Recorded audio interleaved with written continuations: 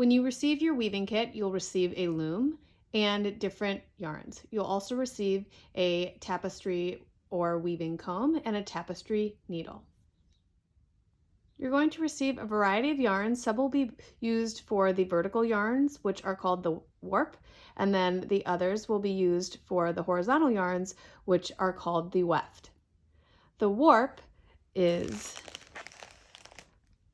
strung on tension from these bottom notches to the top notches, and you go around the loom, and then those yarns will be on the loom the entire time that you are weaving your project.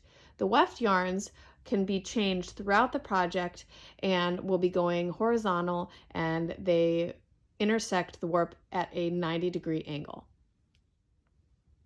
When you want to begin warping your loom, you need to get your warp out. So the warp yarn is going to be labeled and in a large bundle. It is this bundle of yarn. It's a smooth yarn. It's strong because you do not want your warp to break. So make sure that you're using the appropriate labeled yarn for your warp.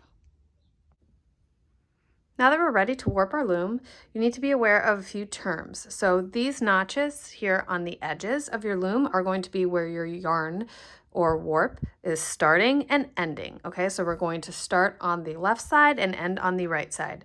You're also going to use these notches, and so what will happen is you'll take your yarn after you secure it in the notch, and you're going to come into this first notch on the bottom, and then you're going to wrap your yarn around to the first notch at the top of your loom.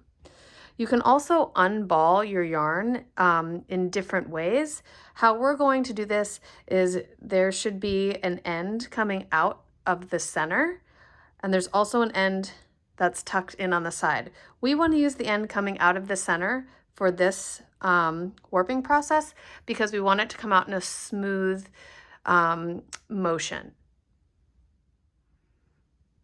Go ahead and place the ball of yarn on the floor. Make sure to watch that while you're warping, knots aren't created. That does happen sometimes when it comes out of the center of a ball. But what you're going to do is place your warp yarn just like that in the notch, and then you're going to warp. The first notch, come up, and then to the first notch on the top, and then you come down to the second notch, and then you're going to come up the back of the loom to the second notch on the top, and then keep repeating that process.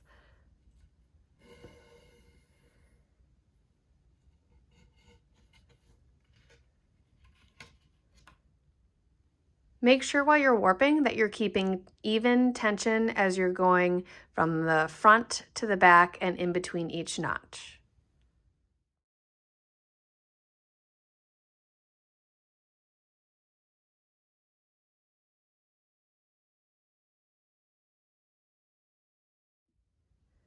To finish warping your loom, you're going to have one peg at the top, one notch, empty. Okay, so you can see it up at the top, it's empty.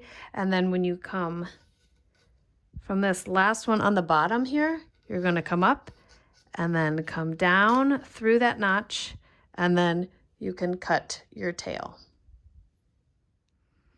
Now that you have your loom warped, you should have about half the ball left of the warp, and you can use that in your tapestry, or you can create fringe, which is what I am going to show you.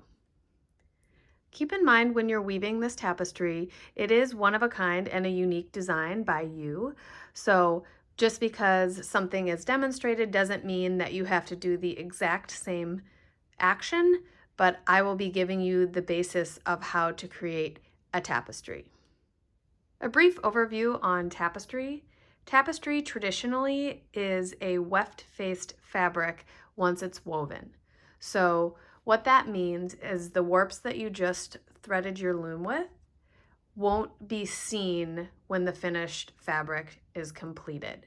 So you would only see the weft yarns horizontally, and you wouldn't see any of these warp yarns.